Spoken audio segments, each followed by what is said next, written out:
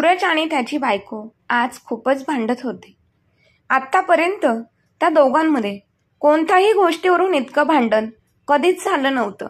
पण आज असं वाटत होतं की सूरज त्याची बायको काव्या हिचं काहीच ऐकत नव्हता आणि काव्या तिच्या नवऱ्याचं काहीही ऐकण्याच्या मनस्थितीत नव्हतीच. त्या दोघांमध्ये वादिवाद चालूच होता. सूरज जेव्हा ऑफिसला निघून गेला तेव्हा घरचं वातावरण थोडंसं शांत झालं. काव्या संपूर्ण दिवसभर मनातल्या मनात काहीतरी बडबड करत होती. पण जेव्हा तिची मुलगी शाळेतून घरी आली तेव्हा ती गप्प झाली. नंतर तिने मुलीला जेवण वाढलं आणि स्वतःही जेवून थोडासा आराम करायला स्वतःच्या खोलीत निघून गेली. ती शांतपणे झोपू शकत नव्हती. तिचं मन बेचैन झालं होतं. तिला झोप लागत नव्हती आणि वारंवार एका कुशीतून दुसऱ्या कुशीत झोपण्याचा प्रयत्न करू लागली. संध्याकाळी जेव्हा तिचा नवरा सूरज ऑफिसवरून घरी आला तेव्हा घरातली शांतता पाहून त्याला बरं वाटलं. तो त्याच्या ऑफिसची बॅग ठेवून सोफ्यावर बसला आणि पाणी घेऊन येण्यासाठी आवाज देऊ लागला. तितक्यात त्याची मुलगी वडिलांसाठी पाणी घेऊन आली. सूरज पाणी पित होता आणि त्याची मुलगी त्याला विचारू लागली, बाबा आज काय झालं आहे? आईचा मूड इतका ऑफ का आहे? तुम्ही तिला काही म्हणालात का? तेव्हा सूरज पाणी पीत पीत मध्येच थांबला आणि म्हणाला, काही नाही बाळा, तुझ्या आईचं डोकं आज खराब झालं आहे. मी सांगितलं होतं, गोष्टी तिला कळतच नाही आणि त्याचमुळे सकाळपासून माझं डोकं खात आहे. त्यांची मुलगी त्याच्या बाजूला सोफ्यावर बसली आणि म्हणाली, बाबा नेमकं असं काय झालं आहे ज्याच्यामुळे आई इतकी रागवली आहे? मला तुम्ही सांगाल का? कदाचित मी तिचा राग शांत करण्यास तुमची मदत करू शकेन. सूरज लांब श्वास घेत म्हणाला, नाही बाळा, जेव्हा आजी आणि आजोबा म्हणजेच माझ्या आई बाबांबद्दल काही बोललं जातं तेव्हा तुझ्या आईचा राग कधीच शांत होत नाही आणि लगेचच तिच्या पोटात दुखू लागतं.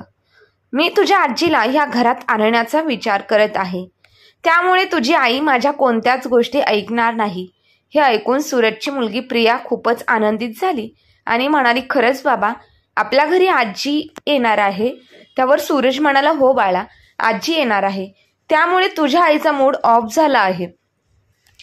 प्रिया हसत हसत म्हणाली, इट्स ओके बाबा, छोट्या छोट्या गोष्टींवर कुजबूज करण्याची आईची सवयच आहे आणि आजीला इथे आणण्याची गोष्टीवरून तिला जास्त टेन्शन आलं असेल, पण आजी इथं येत आहे ही चांगलीच गोष्ट आहे. तुम्ही काळजी करू नका, मी याबद्दल आईशी बोलण्याचा प्रयत्न करेन. इतक्यात सूरजची बायको काव्या खोलीतून बाहेर आली आणि म्हणाली, तुम्ही बाप आणि मुलगी म्हणून कोणत्या गोष्टीबद्दल मला समजवण्याचा प्रयत्न करत आहात, मला सांगाल का? त्यावर सूरज म्हणाला, अगं काही नाही, आम्ही तर अशाच गप्पा मारत होतो. नंतर थोड्या वेळाने सूरजची मुलगी प्रिय वेगवेगळ्या विषयांवर गप्पा मारू लागली आणि मध्येच तिने तिच्या आजीचा विषय काढला आणि विषय काढताच काव्याला समजलं होतं की हे दोघं सासूविषयीच गप्पा मारत होते.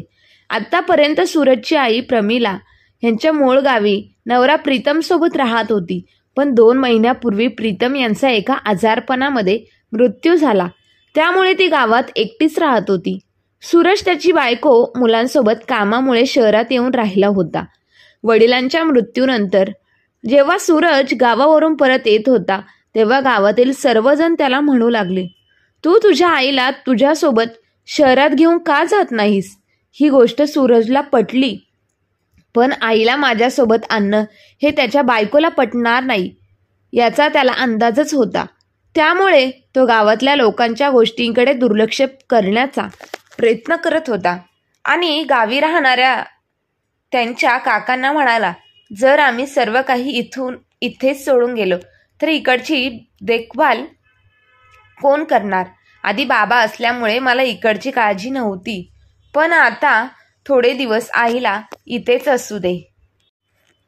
मी तिला कायमची इथे ठेवणार नाही. काही दिवसांनी मी परत येईन आणि आईला घेऊन जाईन.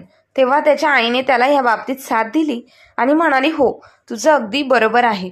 इथे गावात बरीचशी कामं बाकी आहेत. सर्व काही सोडून मी अचानक मुलासोबत जाऊ शकत नाही. काही दिवसांनी मी तुझ्याकडे येईल. असं म्हणून सूरज त्याच्या आईला सोडून शहरात निघून राहिला. 2 दिवसांपूर्वी त्याला त्याच्या चुलत भावाचा फोन आला होता. तो सांगू लागला की त्याच्या आईची तब्येत खूप बिघडली आहे. तिला तिची कामं करणं खूपच कठीण होत आहे आणि तसेच तिला स्वतःचं जेवण बनविण्यासाठी जमत नाही. त्यामुळे तो सूरजला म्हणाला, गावी येऊन तू तुझ्या आईला घेऊन जा. भावाने असा निरोप दिल्यानंतर तो अचानकपणे त्याच्या आईला बायकोच्या भीतीमुळे आणू शकत नव्हता. त्यामुळे सूरज त्याच्या भावाला बहाणे बनवू लागला आणि म्हणाला, मी 2 दिवसात गावी येऊ शकत नाही, कारण कामामुळे मी परदेशात आलो आहे. त्यामुळे 2 दिवस तू आईची काळजी घे. तसंच 2 दिवस मी तुझ्यासोबत जास्त बोलूही शकत नाही आणि 2 दिवसांनी मी गावी येईल व आईला घेऊन जाईन. याचमुळे त्याचं आणि त्याच्या बायकोचं भांडण होतं. खरं तर काव्या सुरुवातीपासूनच शहरात एकटी राहत होती. त्यामुळे तिच्यासोबत कोणी राहिलेलं तिला आवडत नव्हतं. म्हणून ती तिच्या सासू सासऱ्यांना घरी आणण्याबद्दल नेहमीच नवऱ्याजवळ तक्रार करत होती. पण तो त्याच्या आईला कोणाजवळही सोडू शकत नव्हता आणि अशा परिस्थितीत अजिबातच नाही. तो बिचारा खूप काळजीत होता. एकीकडे त्याची बायको काव्या त्याचं म्हणणं ऐकण्याच्या परिस्थितीत नव्हती, तर दुसरीकडे गावावरून फोन येत होते.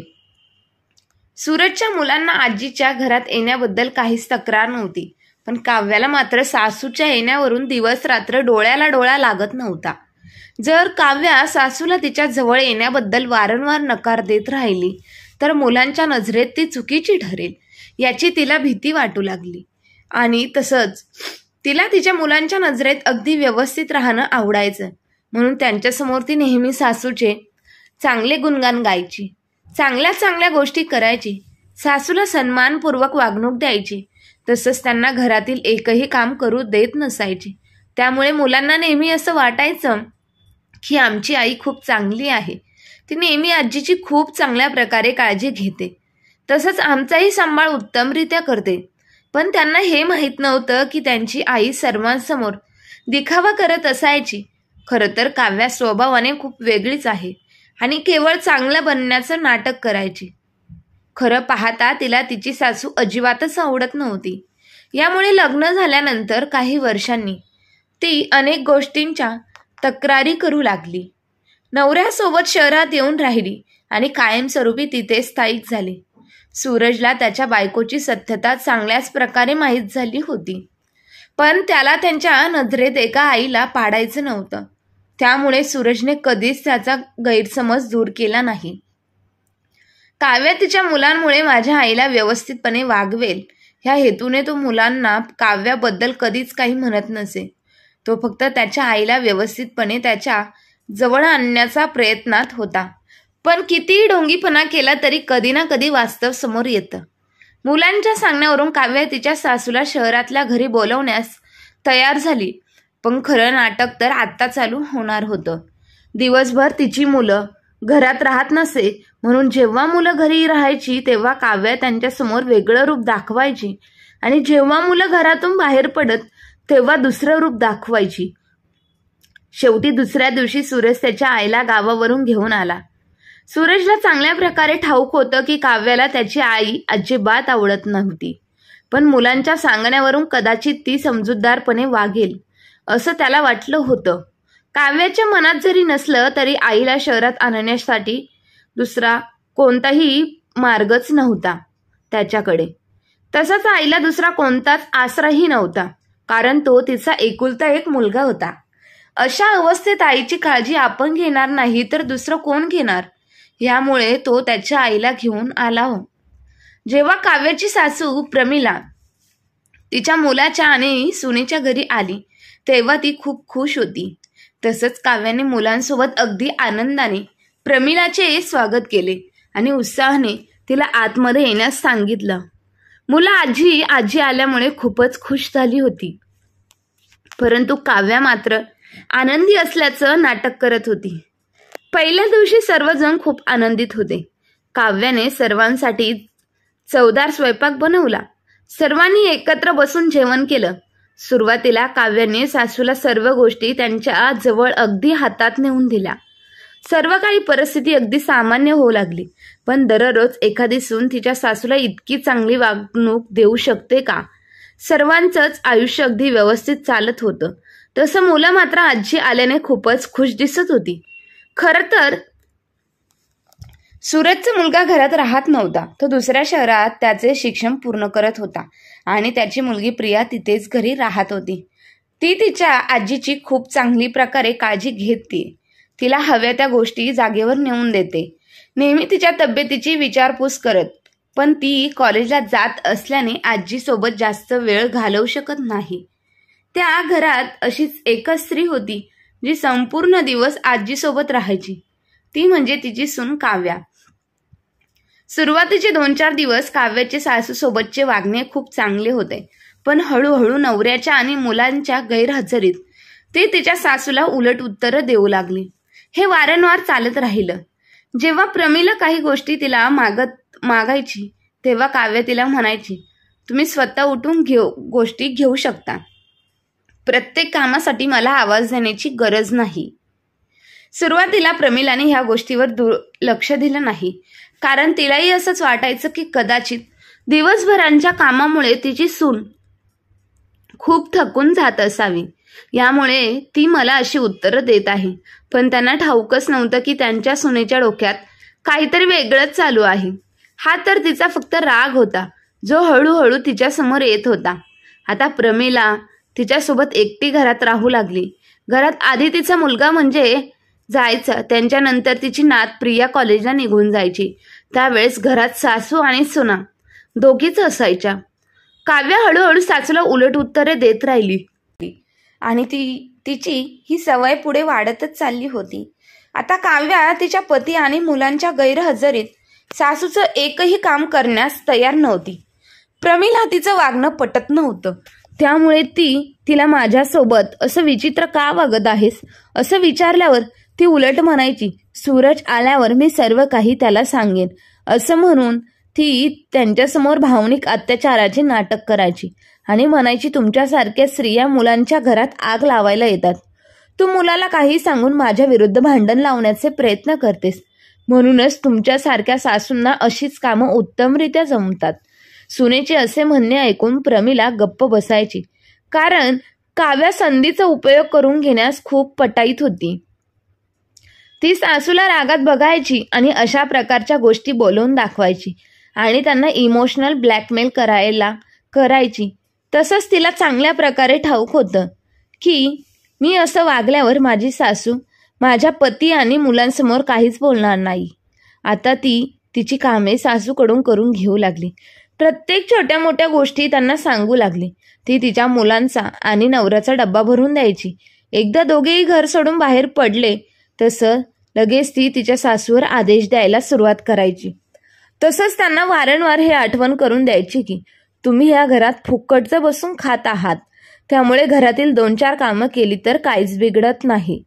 म्हातारपणात जितकं जमेल तितकं काम केलेलं चांगलं, नाहीतर शरीर लोखंडासारखं गंजून जाईल. अशा प्रकारच्या अनेक गोष्टी सासूला बोलून दाखवायची आणि वारंवार टोमणे मारत राहायची.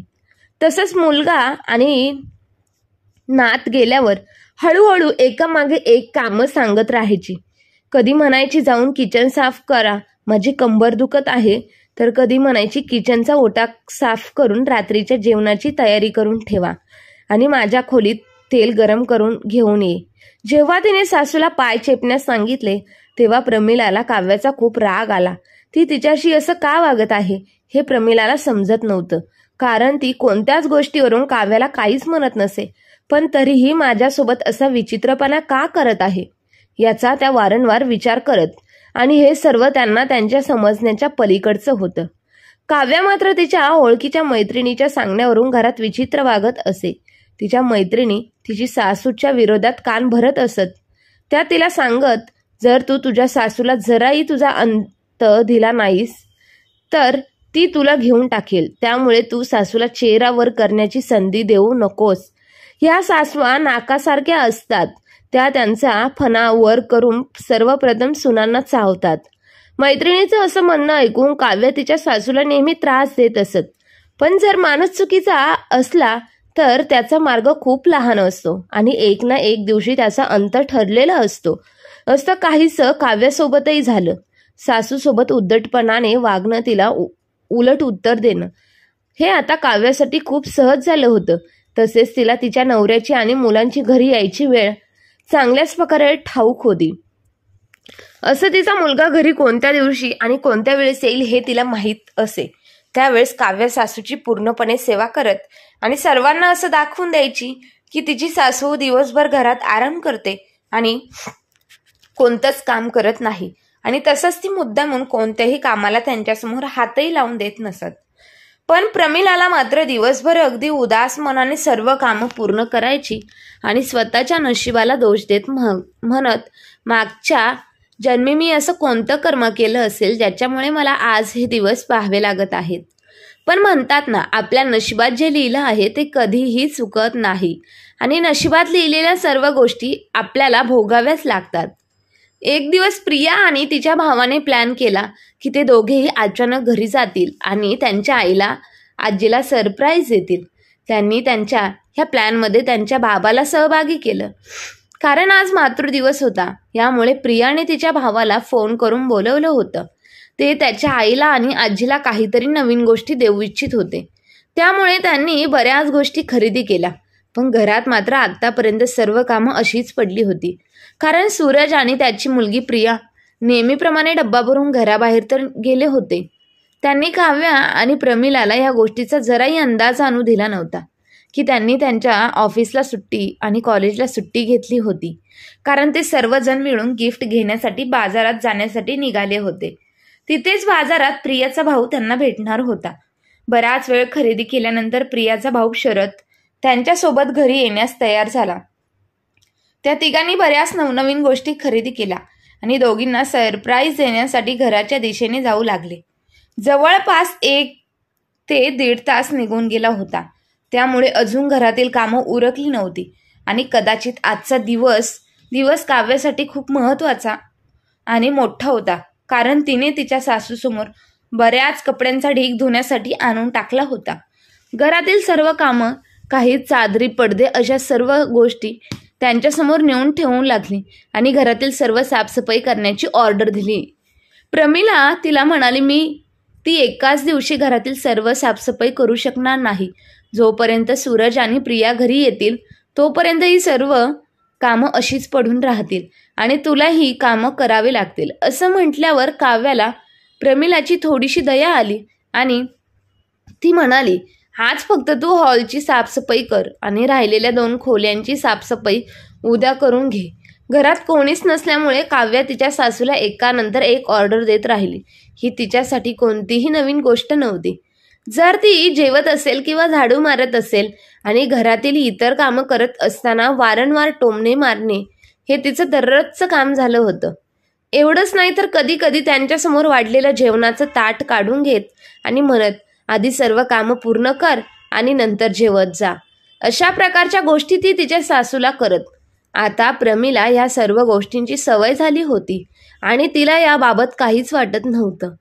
प्रमिलाला जेव्हा तिचं सर्व काम उरकून जेवण करण्यास बसली तेव्हा काव्या रागाच्या भरात तिच्या खोलीतून बाहेर आली आणि तिच्यासमोर जाऊन उभी राहिली. ती मोठ्या आवाजाने ओरडत म्हणाली, तुझ्या कानात कापूस गेला आहे का? जे मी तुला बोललेलं ऐकू येत नाही? तसंच भुकेने मरून जात आहेस का? मी सांगितलेल्या गोष्टी ऐकून न ऐकल्यासारख्या करत होतीस. तुझी इतकी हिंमत कशी झाली माझ्यासोबत असं वागण्याची? तू स्वतःला काय समजतेस? तेव्हा प्रमिला अगदी हळू आवाजात तिला सांगू लागली, मला तुझा आवाज आला नाही. मी तुला कसं सांगू की तुझा आवाज इथपर्यंत पोहोचलाच नाही? कदाचित तू हळू आवाजात बोलली असशील. त्यावर काव्या म्हणाली, असं शक्य नाही. मी इतक्या कमी आवाजात बोलली नव्हती जे तुला ऐकू गेलं नाही. तू थांब, आता तुझ्या कानाचे पडदे चांगलेच उघडे करून देते. असं म्हणत तिने सासूच्या जोरात कानाखाली वाजवली आणि त्यांच्यासमोर ठेवलेल्या जेवणाचं ताट जोरात जमिनीवर फेकून टाकलं. भुकेने मरून जात होतीस ना, त्यामुळे तुला माझं म्हणणं ऐकू गेलं नाही. आता तू हे खाली पडलेलं जेवण खाऊन घे. आज तुला हेच जेवण मिळणार. आणि हो, आजची शिक्षा नेहमी लक्षात ठेव. परत जर अशी वागलीस तर माझ्यापेक्षा वाईट दुसरं कोणीच नसेल. अशा बऱ्याच गोष्टी ती त्यांना ऐकू लागली. काव्याच्या अशा गोष्टी ऐकून आणि वागणं पाहून प्रमिलाच्या डोळ्यात अश्रू वाहू लागले आणि तसेच इतक्यात वयस्कर व्यक्तींच्या तोंडावर इतक्या जोरात मारल्याने ती विचार करू लागली की एखादी व्यक्ती इतक्या सहजपणे कसं काय मारू शकते आणि त्याबद्दल एकदाही विचार केला नाही. याचं तिला खूप वाईट वाटलं होतं. प्रमिलाचं लक्ष जेव्हा दाराकडे गेलं तेव्हा ती एकटकच बघत राहिली. काव्याचं लक्ष दरवाजाजवळ नव्हतं. तिचा चेहरा आतल्या बाजूने वळालेला होता. त्यामुळे काव्या तिच्या सासूला उलटसुलट शिव्या देतच राहिली. तुझ्यासारख्यांना मी घरात ठेवलं नसतं. या उलट घरात कुत्री आणि मांजरी सांभाळली असती तर बरं झालं असतं. पण तुझी लायकी त्यांच्या एवढी सुद्धा नाही. माझा नाईलाज आहे म्हणून मी तुला माझ्या घरात ठेवावं लागत आहे. जर माझी मुलं आणि माझ्या पतीचा स्वभाव मी म्हणेल तसा असता तर मी तुला माझ्या दारात आजूबाजूला सुद्धा भटकू दिलं नसतं. हे सर्व ऐकून प्रमिलाच्या डोळ्यांतून अश्रू थांबतच नव्हते. पण तिची सून या सर्व गोष्टींकडे दुर्लक्ष करून तिला नको नको त्या गोष्टी ऐकवत राहिली आणि म्हणाली, माझा नवरा आणि माझी मुलं तुला काहीही म्हणत नाही म्हणून तू माझ्या डोक्यावर बसण्याचा प्रयत्न करू नकोस. तसंच स्वतःला या घराची महाराणी न समजता मोलकरीण म्हणून वागत जा. आणि हो, एक गोष्ट लक्षात ठेव, जर यापुढे माझ्या गोष्टींना नजरअंदाज केलास तर माझी गाठ तुझ्याशी असेल आणि माझ्या इतकं वाईट कोणीच नसेल. आता हे पडलेलं जेवण वेचून खा, त्यातील एकही कण वाया जाता कामा नये. असं म्हणून जेव्हा ती तिच्या खोलीत जाऊ लागली तेव्हा तिच्या मागून सूरज अगदी मोठ्या आवाजाने तिला हक्का मारू लागला. सूरजचा आवाज ऐकताच काव्या घाबरून गेली. एखाद्याने चावल्यावर रक्त येणार नाही अशी तिची परिस्थिती झाली होती. जेव्हा मागे वळून तिने सूरज आणि मुलांना पाहिलं तेव्हा ती अवाक झाली. तिच्या तोंडातून एकही शब्द निघतच नव्हता. त्यांच्याकडे पाहत ती म्हणू लागली, सूरज तू अचानक, आणि प्रिया तू पण, तुम्ही दोघे इथे अचानक कसे काय आलात? इतक्यात त्यांच्या दोघांच्या मागून तिचा मुलगा समोर आला. त्याला पाहून तिला अपराधीसारखे वाटू लागले. आता ती एकदम गप्प झाली होती. तितक्यात सूरज अगदी जोरात काव्याच्या अंगावर धावून आला आणि त्याने तिला 4 ते 5 कानाखाली वाजवल्या. मार खाल्ल्यानंतर काव्याचं डोकं ठिकाणावर आलं की ती कोणत्या जगात जगत होती. ती भीतीने कापत होती. भीतीने तिची परिस्थिती बिघडली होती. कारण तिला कळून चुकलं होतं की तिने जे काही केलं आहे ते माफी मागण्याच्या लायकीचंही नव्हतं. तिची सासू सोबत वागणं पाहून तिला माहीत होतं की तिची मुलं आणि नवरा तिला केव्हाच माफ करू शकत नाही. तिची मुलं आणि नवरा तिला कोणतीही शिक्षा देईल याचा विचार करत तिला घाम फुटू लागला आणि संपूर्ण शरीर थरथरू लागलं. काहीही विचार न करता काव्या तिच्या नवऱ्याच्या पाया पडली आणि त्याची माफी मागू लागली. काव्याची एकही गोष्ट न ऐकता त्याने तिला बाजूला ढकलून दिलं आणि तो आईजवळ गेला. तिच्या गळ्यात पडून रडू लागला व म्हणाला, आई मला माफ कर. मी असताना माझ्या मागून तुझ्यासोबत असं सर्व काही घडत होतं आणि मी मात्र या सर्व गोष्टींबाबत अलिप्त होतो. मी किती मूर्ख असेल. तुला या घरात आणलं आणि सोडून दिलं. तुझ्यासोबत सुद्धा मी केव्हाच गप्पा मारल्या नाही. तू कशी आहेस? तुला कोणत्या गोष्टींची गरज आहे का? तुला कोणी काही त्रास देत होतं का? अशा कोणत्याच गोष्टींची चौकशी केली नाही. कृपा करून आई मला माफ कर. माझी खूप मोठी चूक झाली आहे. प्रिया आणि शरद आजीला अशा परिस्थितीत पाहून रडू लागले. ते पळत आजीजवळ गेले आणि तिच्या गळ्यात पडून रडू लागले. तसेच ते आजीची माफी मागू लागले. यावर प्रमिला तिच्या नातवंडांना शांत करत म्हणाली, मुलांनो तुम्ही शांत व्हा. यात तुमची काय चूक नाही. तुम्हाला याबद्दल काही माहितीही नव्हतं तर मग तुम्ही माझी माफी का मागत आहात? मुलांनो माझी तुमच्याबद्दल तक्रार नाही. कुटुंबातील सर्वजण एका बाजूला उभे होते आणि काव्या मात्र दुसऱ्या बाजूला उभी होती. काव्याच्या माहेरी कोणीच राहत नव्हतं म्हणून ती माहेरी जाऊ शकत नव्हती. त्यामुळे सूरज तिला घराबाहेर काढू शकत नव्हता. पण सूरजने तिला त्याच दिवशी स्पष्टपणे सांगितलं की तू या घरात राहू शकतेस पण तुझा दर्जा या घरात फक्त आणि फक्त मोलकरीण म्हणूनच असेल. तुला केवळ घरात जेवण बनवणं आणि इतर सर्व कामे करावी लागतील आणि तसंच तू घरातील इतर व्यक्तींशी काहीही बोलणार नाहीस. माझं तुझ्यासोबत कोणतंही नातं नाही. आजपासून माझी बायको माझ्यासाठी मेली आहे. मला तुझ्यासोबत कोणतंच नातं आणि कोणताच व्यवहार करायचा नाही. मुलांनी वडिलांच्या अशा गोष्टींमध्ये पडणं महत्त्वाचं समजलं नाही आणि ते स्वतः आईला धिक्कारू स्वतःच्या खोलीत निघून गेले. आता काव्या असं जीवन जगत होती की जे तिने तिच्या सासूसोबत जगायचं ठरवलं होतं. ती तिच्या सासूला मोलकरीण म्हणून वागवत होती. ह्या उलट ती स्वतः ह्या घरात मोलकरीण झाली होती. कारण तिचा नवरा आणि तिची मुलं तिच्यासोबत कोणताच संबंध ठेवत नव्हती. ती दिवसभर तिच्या मुलांशी बोलण्यासाठी तडफडत असे पण तिची मुलं तिच्याशी कोणताच संवाद साधत नव्हते. आता तिला समजत होतं की जेव्हा तुमचा जोडीदार आणि तुमची मुलं जी भविष्यातील सोबती म्हणून राहणार आहेत, अशी लोक जेव्हा तुम्हाला नजरअंदाज करू लागतात तेव्हा मनाला असं वाटतं, हे तिला जाणवत होतं. सूरजने त्याच्या आईची साथ कधीच सोडली नव्हती, पण त्याच्या बायकोमुळे आईला खूप काही सहन करावं लागलं होतं. काव्य मात्र ह्या चुकीची शिक्षा भोगत होती, पण सूरज काव्याला कधीच माफ करणार नाही असा निर्णय त्याने घेतलेला. काव्याला आता तिच्या चुका समजल्या होत्या आणि त्या सुधारण्याचा ती प्रयत्नही करू लागली. तिला असं वाटत होतं की तिच्या वागण्याने ती मुलांना आणि नवऱ्याला पटवून घेईल. तिने तिच्या सासूला बऱ्याच वेळा माफी मागितली आणि प्रमिलाने मोठ्या मनाने तिला माफही केले. पण जेव्हा एक मुलगा त्याच्या आईला दुःखी आणि वाईट परिस्थितीत पाहतो तेव्हा तो त्या त्रास देणाऱ्या व्यक्तीला कधीच माफ करू शकत नाही, जो त्याच्या आईला अशा परिस्थितीत टाकण्यास कारणीभूत असतो. वेळेनुसार हळूहळू सर्व काही एक दिवस नक्की ठीक होईल. काव्या तिची चूक सुधारण्याचा पूर्णपणे प्रयत्न करत होती आणि आजही तिला तिच्या चुकीची जाणीव होत होती. तसंच ती तिच्या सासूची आजपर्यंत लगातार सेवा करत आहे. एक मुलगा त्याच्या आईवडिलांसाठी इज्जत वाचविण्यासाठी कोणाशीही लढण्यास तयार असतो. मग तो त्याची बायको, शेजारी, नातेवाईक, इतर व्यक्ती जरी असल्यास त्यांना तो समोर जाण्यास तयार असतो. आपल्या आईवडिलांची इज्जत राखणे हे त्याच्या मुलाच्या हातात असते.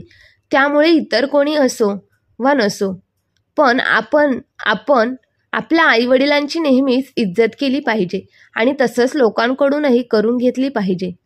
तर मित्र आणि मैत्रिणींनो, तुम्हाला ही आजची कथा कशी वाटली ते कमेंट बॉक्समध्ये नक्की कळवा आणि कथा आवडली असेल तर आपल्या चॅनलला लाईक, शेअर, सबस्क्राईब नक्की करा. धन्यवाद.